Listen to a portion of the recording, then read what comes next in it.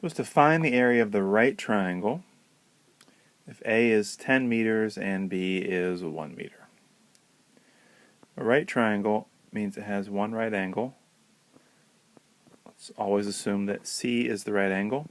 Label the other acute angles A and B. Doesn't matter which is which. A is 10. B is 1.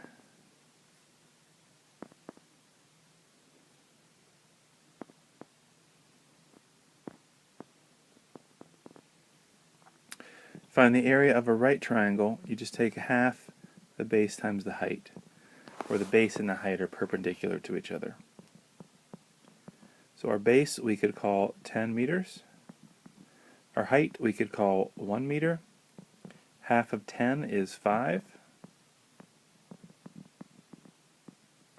1 times 5 is 5. Meter times meter is square meter.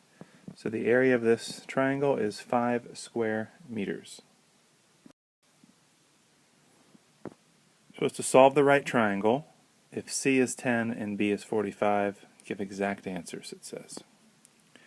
So I draw a right triangle, making sure I call C the 90-degree angle.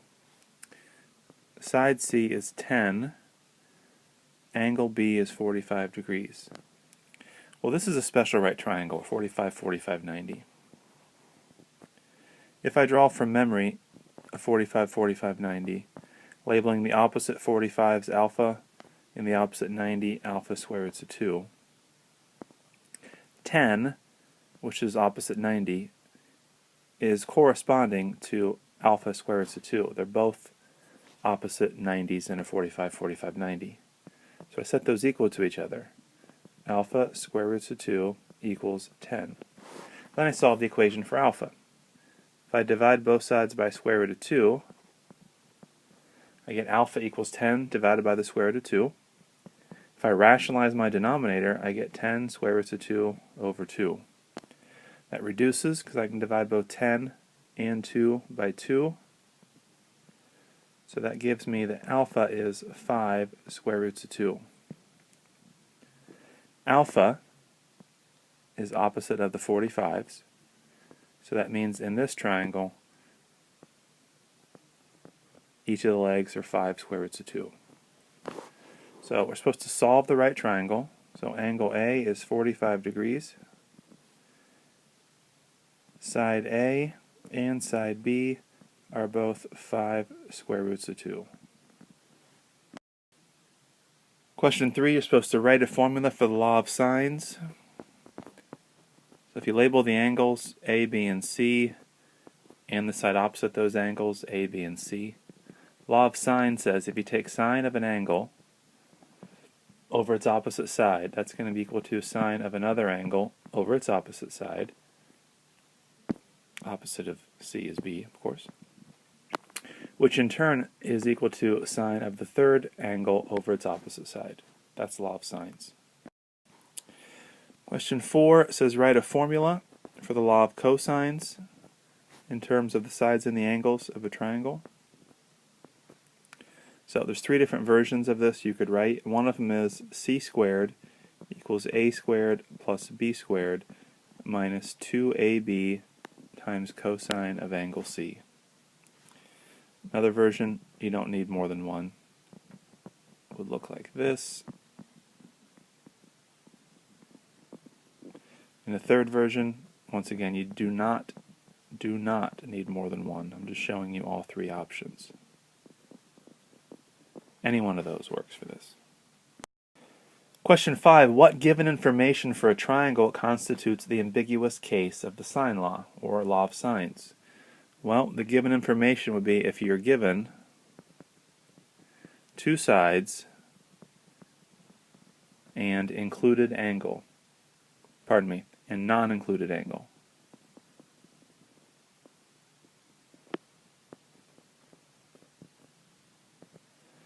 In other words, if you're given angle, side, side. And that's the ambiguous case of sines. Question 6, graphically show how to add these 2 vectors with the parallelogram method. Take one of your vectors and draw it with the same magnitude and direction of the original vector A. at the original tail of that, then you draw vector B with the same magnitude and direction as vector B. At its head, draw another vector A with the same magnitude and direction as the original vector A. And from the head of A down to this head of A, draw another vector B. You end up with a parallelogram. So, adding them up, showing graphically how those sum up, it would be this black vector, starting with this original intersection of the two tails, diagonal in this parallelogram, like so. That black segment, that black vector is the resultant vector. Supposed to add these graphically, supposed to add these vectors and showing it graphically. If we take vector A, using the head-to-tail method, so from its tail to its head, we draw it, and then starting at its head, we give the tail of B. Then from its head, we draw the tail of C. In each case, each vector you draw is the original magnitude and direction. The resultant vector would be this flesh-colored pinkish vector there. That's the resultant using the head-to-tail method. Question 8. Two ropes are pulling horizontally on a car. Rope A pulls with 20 pounds of force, while rope B pulls with 35 pounds of force. The angle between the two ropes is 90 degrees. What one force would equivalently replace these two forces? What angle does this equivalent force make with rope B? It's asking for the resultant vector. Let's say that we have our car. It's a good-looking car. We have a rope that is pulling this in this direction. We'll call that rope A. 20 pounds of force. And we have rope B pulling in this direction. 35 pounds of force. It says the angle between them is 90 degrees, which is super convenient. What one force would equivalently replace these two forces? Once again, it's asking for the resultant force. And then the next part says, what angle does this equivalent force make with rope B? Since we want to know the angle from reference to rope B, let's draw rope B first. Let's redraw this picture. Using the head-to-tail method, let's then draw vector A from that. So it's 20, and this is 35. And we were told once again that the angle that those make with each other is 90 degrees. The resultant vector would be the hypotenuse of this triangle. And it says the angle that you want, once again, what angle does this make with the rope B? In this picture, that would be theta. So we have two different equations to write for this. One of them is that tangent of theta is the opposite leg over the adjacent leg, and we could solve that for theta. The other is the Pythagorean theorem. A leg squared plus a leg squared equals the hypotenuse squared. Since it's a right triangle, we can use that to find the missing measure. Solving this first equation, if we get theta by itself, by using tangent inverse to both sides of the equation, and putting this in your calculator, you get approximately 30 degrees. That's an approximation, it's not exactly 30. Solving this a squared plus b squared is c squared. One of our legs is 20. Another is 35. And we don't know what c is, so we'll call it r for the resultant. 20 squared is 400. 35 squared is 1,225. If you add those together, you get 1,625. To get r by itself, you square root both sides. Anytime you take an even root, technically it's plus or minus. A resultant vector is always positive. Using a calculator, we get about 40.3. The magnitude of the resultant vector is 40.3. The direction is 30 degrees from angle B. Specifically, the direction from angle B, from vector B, is going counterclockwise. So our official answer for this is the resultant has a magnitude, write down what I'm saying. The resultant has a magnitude of 40.3 pounds, because these were measured in pounds up here, and a direction of 30 degrees counterclockwise from rope B. The resultant has a magnitude of 40.3 pounds and a direction of 30 degrees counterclockwise from rope B. Question 9. Vector A consists of two components. A sub x is negative 5, A sub y is 10. Vector B consists of two components. B sub x is negative 5, B sub y is negative 8. Find the magnitude of the resultant vectors, of vectors A and B using the component method. Well, the component method is pretty simple. The resultant is going to have an x component that is the sum of the two vectors that make it up, which would be vectors A and B.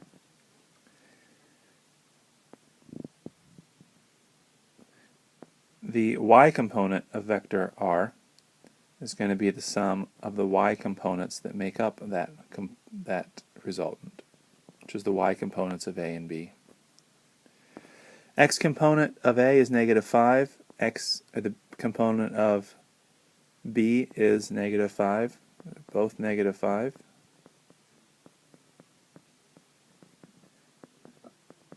Which means there's going to be a negative 10, which just means it's going to the left. This resultant is going to be going to the left.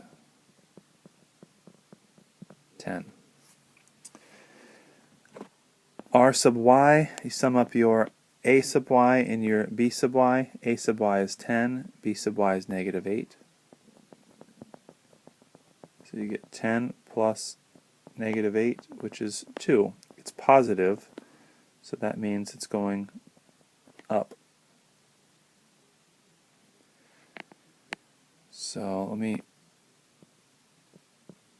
redraw some of this here. I'm just going to put this r sub x on the outside of this vector, outside of the triangle I should say, because I'm going to make this up part go up. I'm sorry, I don't want to do that either. When you draw these vectors, use head to tail. I was going tail to tail. Human centipede. R sub x is 10, r sub y is 2. Head to tail. The resultant then is this right here. It says find the magnitude of the resultant. So we only have to find what r is. We don't need any angle. We can use the Pythagorean theorem for this. A squared plus b squared equals c squared. A could be 10 or the 2, doesn't matter. B's the other one.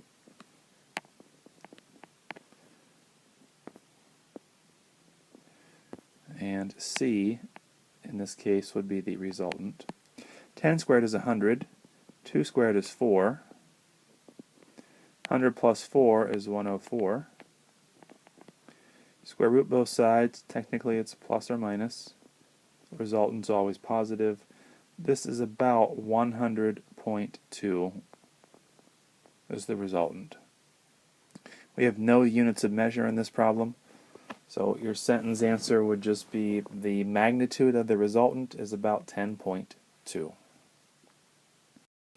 Supposed to solve this triangle. So we draw a triangle. Triangle ABC. Angle A is 125 degrees. Angle B is 10 degrees. Should have drawn my triangle bigger. hard to fit these numbers in. And side A is 100. Once you have this drawn, you want to see, is this the ambiguous case of sines? If it is, got a lot of work. If it's not, then that is a relief. Ambiguous case of sines if you give an angle side-side. We're not given that, so it's not the ambiguous case of sines. But we can use law of sines to do it, because sine of 125 over 100, that's a known pair, should be equal to sine of 10 over b.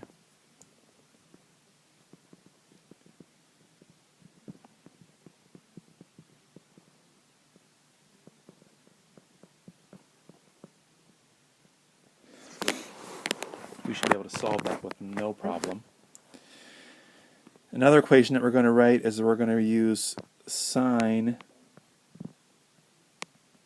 of 125 over 100 equals sine of angle C over its opposite side of C. We should be able to figure out what this angle C is, because if you sum up all the angles in a triangle you get 180.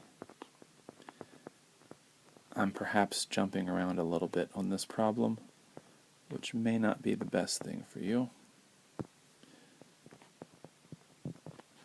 125 and 10 is 135,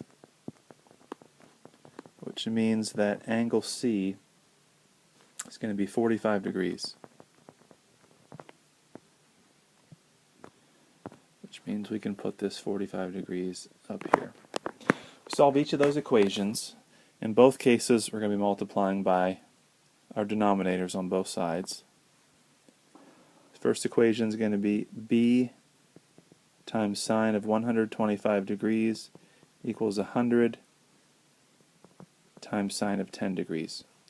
If you divide both sides by sine of 125 degrees, you get b equals 100 sine of 10 degrees over sine of 125. If you throw that in your calculator, you're going to get that b is approximately 21.2.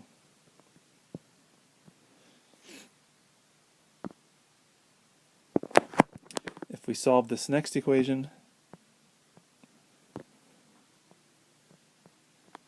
multiply both sides by 100 and c, you're going to get c times sine of 125 degrees equals 100 times sine of 45 degrees. If you divide both sides by sine of 125,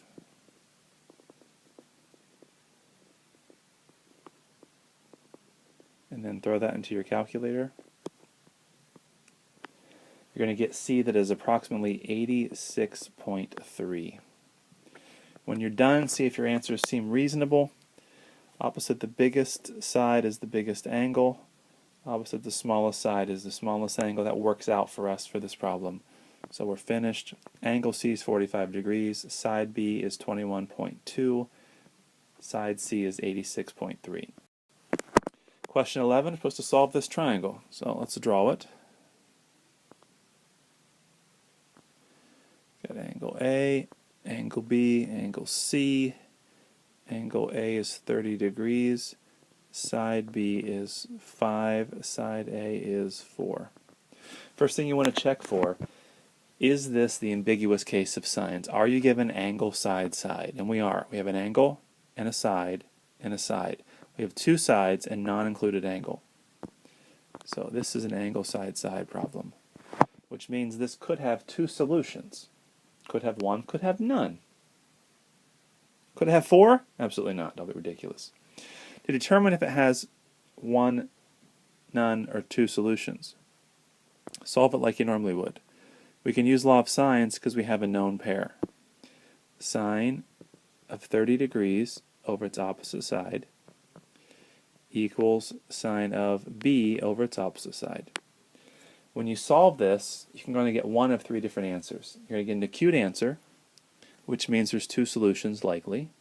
You're going to get a 90-degree answer, which means there's one solution, or you're going to get some ridiculous answer and your calculator is going to tell you error. In that case, there is no solution. If you multiply both sides by 5 here, trying to get b by itself,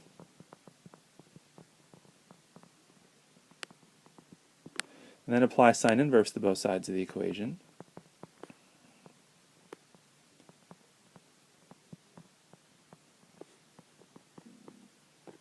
Throw that in your calculator. You're going to get approximately 39 degrees is angle B. Since that's an acute answer, we're going to make the assumption that we're going to have two solutions. We're going to be cautious.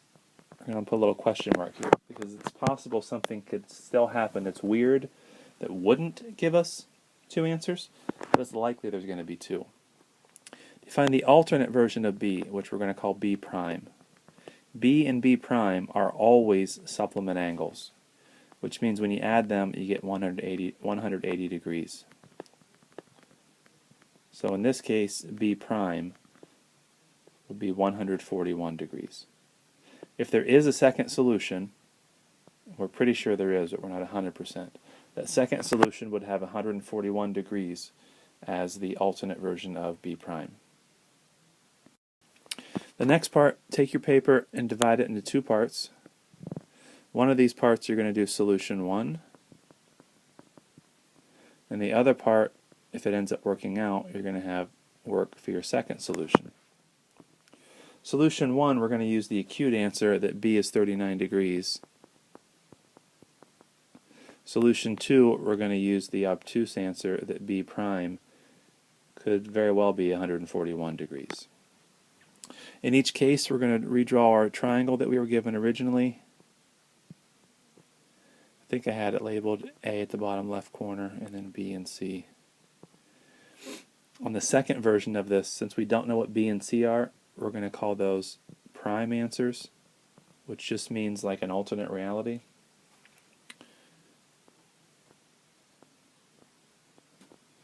So we were told here that angle A is 30 degrees. We were also given that side B is 5 and that side A was 4. We've discovered that angle B is 39 degrees. In our second picture, we knew A was 30, we knew side A was 4, we knew side B was 5. And we're thinking that B prime is 141.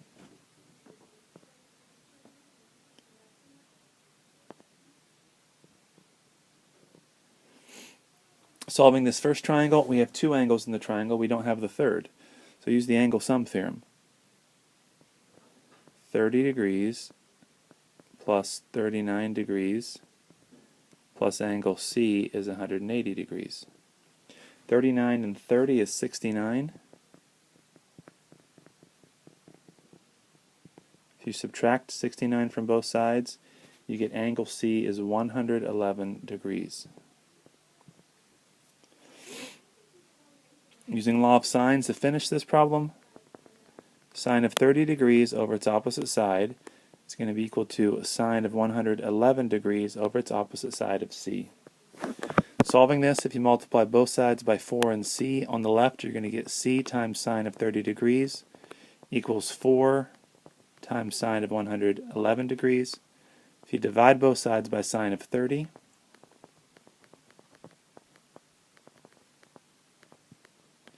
throw that in your calculator, you're going to get side C is approximately 7.5. So there is one solution to this problem. B is 39 degrees, that's the angle. Angle C is 111 degrees. Side C is 75. The alternate solution, using the angle sum theorem, 141 degrees plus 30 degrees plus angle C prime equals 180. 141 and 30 is 171, which is going to make C prime 9 degrees, which is certainly possible. So this does have two solutions. Sometimes you'll get to this part and get that your third angle is a negative angle or it's 0, which makes no sense. So we're going to have two solutions for sure. We know everything now except for side C prime. So we could use law of sine. Sine of 30 degrees over 4 equals sine of 9 degrees over side C prime. And make sure that your C here is a side, not an angle. It should be lowercase. You multiply both sides by C prime and 4. On the left,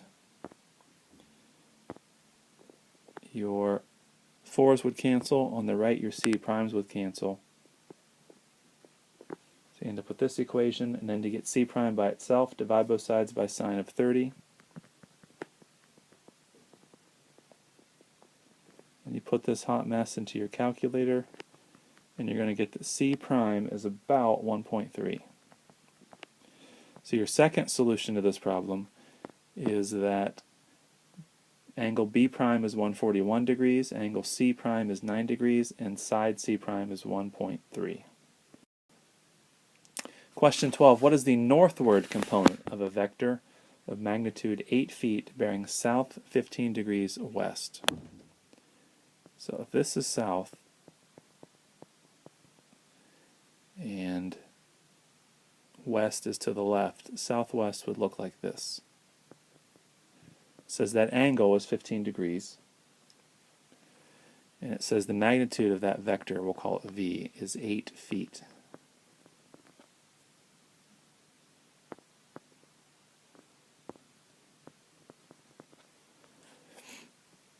The y component would be here, and the x component would be going to the left, like so. This is asking for the northward component. That's vertical. That's up and down. It doesn't have to go up. It could go down. Northward just means vertical. So we could use cosine of 15 degrees equals the adjacent leg over the hypotenuse. If you multiply both sides by 8, you get 8 times cosine of 15 degrees equals V sub y. If you throw that in your calculator, you're going to get 7.7 feet for V sub y. The question asks for the magnitude. It does not ask for anything else. So the northward component has a magnitude of 7.7 feet, would be your sentence answer. 13. Two planes leave an airport at 1:30. How far apart are they at 3 p.m. when plane 1 flies at a speed of 200 miles per hour and a heading of 130 degrees, and plane 2 flies at 150 miles per hour with a heading of 250 degrees? Let's first figure out the distance each plane flew. To figure out their distance, we have to know what their time is and what their velocity is. For both planes 1 and 2, they're both in the same amount of time. They leave an airport at 1:30, they get to their arrival at 3. Let's make the wild assumption that this is 1:30 p.m., which the problem should have told you. So that means they've traveled for 1.5 hours, which is 1.5 hours. The velocity of plane 1, V sub 1, is 200 miles per hour. The velocity of plane 2, it says 150 miles per hour. So with all that in mind, we need to figure out the distance of each of these planes. This is the first thing that we did. Second thing, the distance of plane 1 is the velocity of plane 1 times the time of plane 1. Third thing we're going to do is find the distance of plane 2, which is its velocity times its time.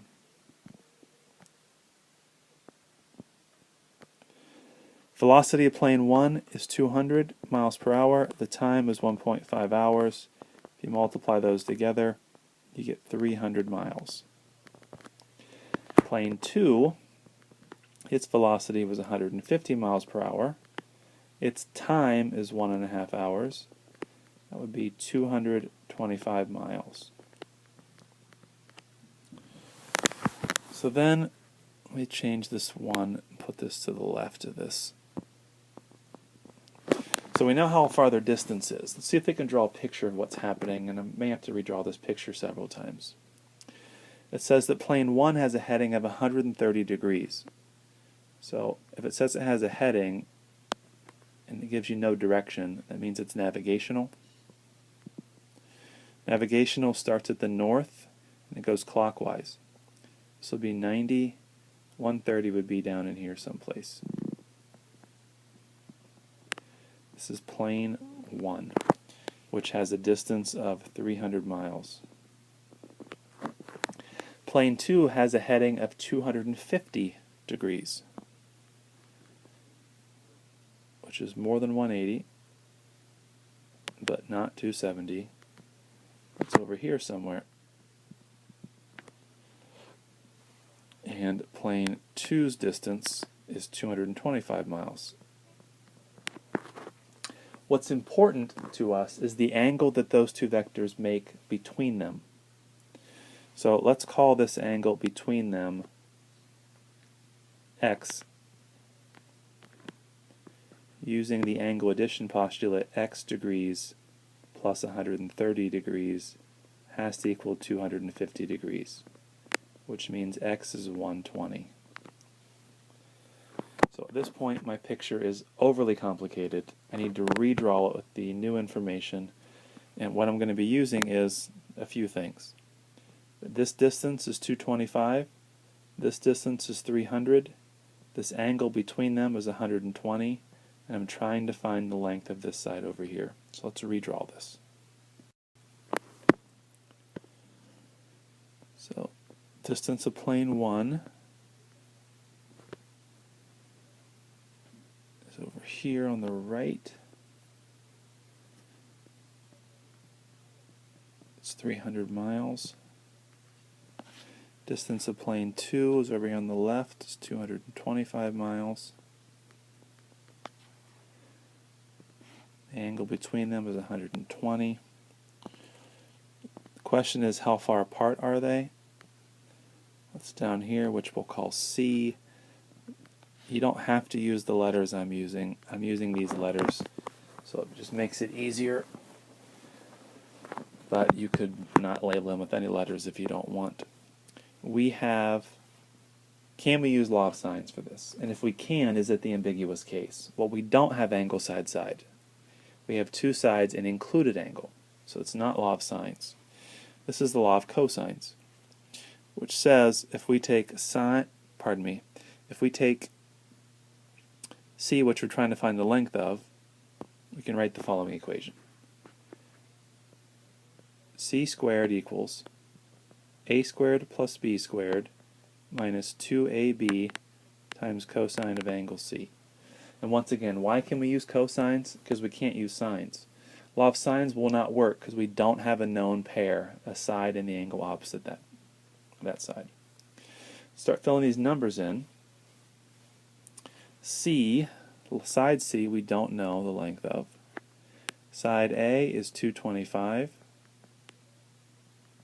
Side B is 300. It's 2. Tell you what, I'm writing this in a poor place. We're not going to have enough room. Let me redraw this. Let me rewrite this equation. So I rewrote it down here, and I'm going to fill these numbers in. Just ignore this. Organization is the most important part of this. And when you're writing on such a small screen like I am, sometimes organization will kick you in the rear end and call you Lenny. The kick in the rear end isn't that bad, but when someone calls you Lenny and your name's not Lenny, it's offensive. If you plug some of these things in your calculator, for example, 225 squared is 50,625. I don't have that memorized. 300 squared is 90,000. 2 times 225 times 300 is 135,000.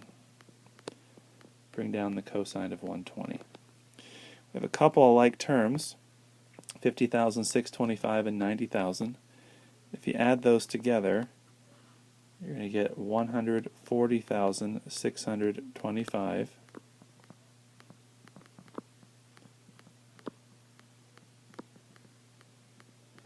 To get c by itself, square root both sides.